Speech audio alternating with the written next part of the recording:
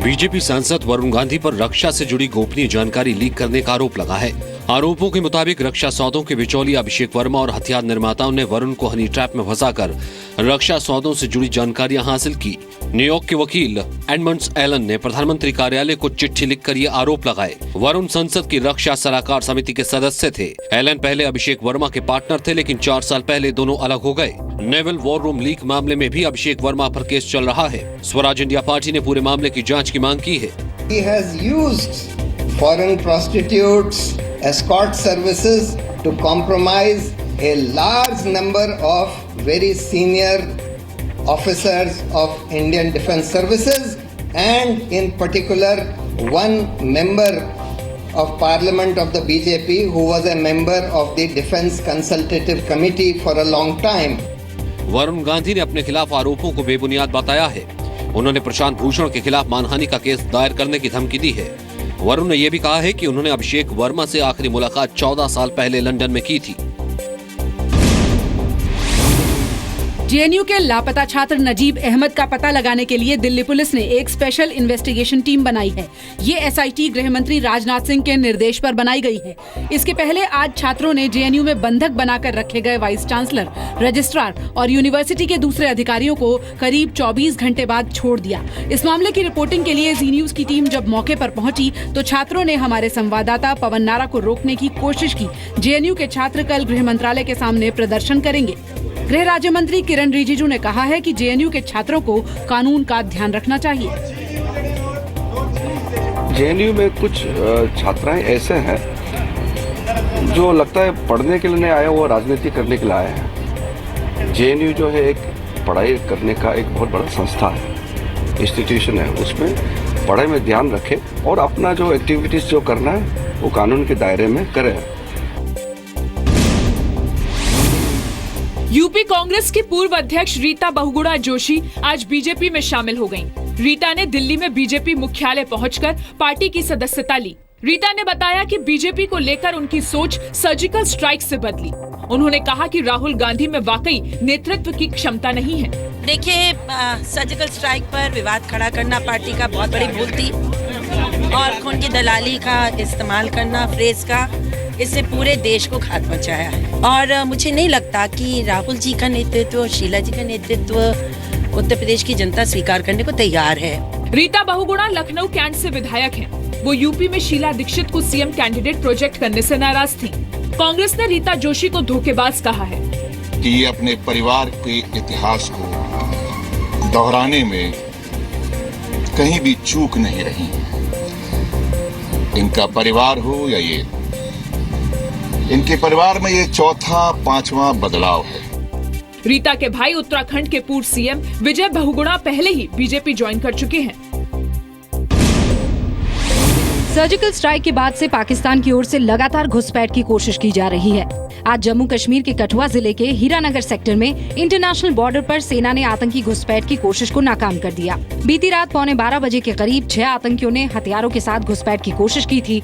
आतंकियों ने सेना पर फायरिंग करनी शुरू कर दी, लेकिन बीएसएफ जवानों ने आतंकियों को देख लिया। सेना की जवाबी कार्रवाई के बाद आतंकियों को भागना पड़ा। बीएसएफ के मुताबिक उन्होंने एक आतंकवादी को घसीट कर ले जाते हुए देखा। सेना को आशंका है कि जवाबी कार्रवाई में एक आतंकी घायल हुआ है। बीएसएफ का कहना है कि घुसपैठ में पाकिस्तान रेंजर्स आतंकवादियों की मदद कर रहे थे। They fired on us and then simultaneously they tried to pin us down and had we pinned down by their fire, they could have crossed, but that didn't happen and we retaliated. Darul Uloom Deoband ने एक फतवा देकर कहा है कि Indian air force में दाढ़ी न रखने दी जाए तो नौकरी छोड़ दें, या फिर जितनी बार शेव करें उतनी बार अल्लाह से माफी मांगे। एयरफोर्स के एक कर्मचारी के सवाल पर दारुल उलूम ने यह फतवा अपनी वेबसाइट पर जारी किया। इसमें लिखा है, अगर तुम्हारी आर्थिक स्थिति मजबूत है और तुम नौकरी छोड़ने पर भी घर चला सकते हो तो फिर बिना सोचे नौकरी छोड़ दो, लेकिन अगर आय का दूसरा साधन नहीं है तो फिर काम करते रहो और अपने आप को माफ करने के लिए अल्लाह से प्रार्थना करते रहो। साथ साथ अपने लायक कोई दूसरी नौकरी भी ढूंढ लो। फतवे में ये भी लिखा गया कि संविधान में जब हर धर्म को उसके रिवाज मानने की आजादी है तो फिर एयरफोर्स में दाढ़ी रखने पर रोक को कोर्ट में चुनौती देनी चाहिए। मोदी जी जो इस वक्त मामूली दाढ़ी रख के वो वजीर आजम बने हुए हैं।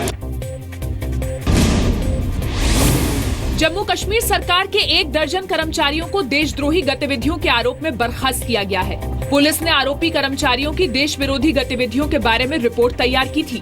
देखिए, ये कोई राजनीतिक डिसीजन नहीं है, बल्कि प्योरली एडमिनिस्ट्रेटिव डिसीजन है। मैटर ऑन रिकॉर्ड होगा, उसको देखने के बाद ही ठीक तरीके से उसको देखभाल के ही ऐसा कोई स्टेप लिया गया होगा। सरकारी कर्मचारियों के संगठन ने राज्य सरकार के फैसले का विरोध किया है।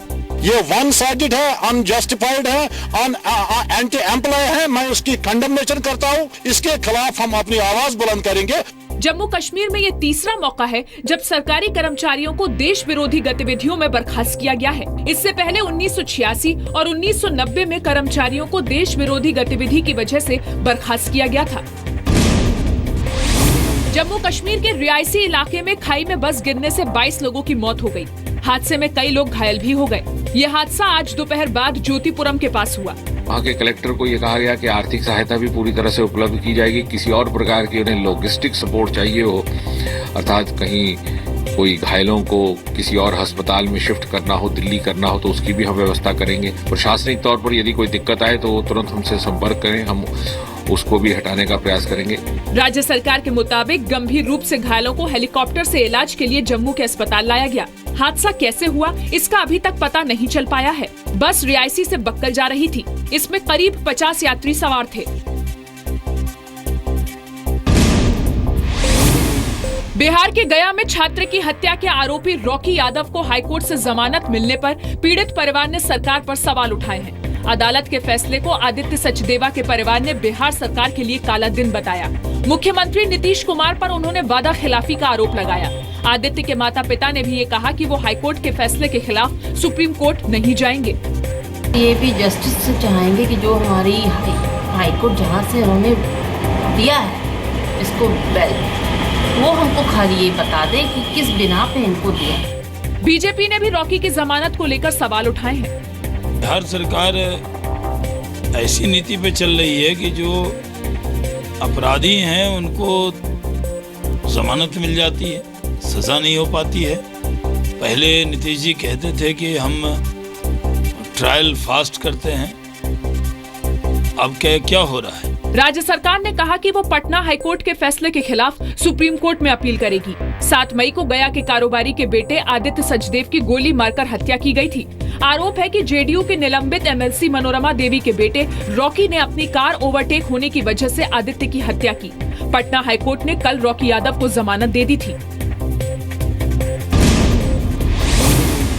कार्ड क्लोन करके ऑनलाइन खरीदारी और पैसे निकाले जाने की शिकायत के बाद 32 लाख डेबिट कार्ड्स ब्लॉक कर दिए गए हैं। ये कार्ड्स देश के बड़े बैंक्स के हैं। कल एसबीआई ने करीब 6.25 लाख कार्ड ब्लॉक किए थे। इसके बाद bank of Baroda, IDBI bank, central bank और आंध्रा बैंक ने भी एहतियातन संदिग्ध डेबिट कार्ड ब्लॉक करने का फैसला लिया। प्राइवेट सेक्टर के आईसीआईसीआई बैंक, एचडीएफसी बैंक और येस बैंक के ग्राहक भी इससे प्रभावित हुए हैं। पहले जानकारी मिले, बिना जानकारी के कोई टिप्पणी नहीं की जा सकती। अभी तक की जानकारी के मुताबिक हिटाची पेमेंट सर्विस सिस्टम से जुड़े एटीएम का इस्तेमाल करने वाले लोगों के पिन चोरी हुए हैं। Hitachi payment service yes bank के लिए एटीएम नेटवर्क चलाती है। जिन ग्राहकों से धोखाधड़ी हुई है उन सभी ने येस बैंक के एटीएम का इस्तेमाल किया था।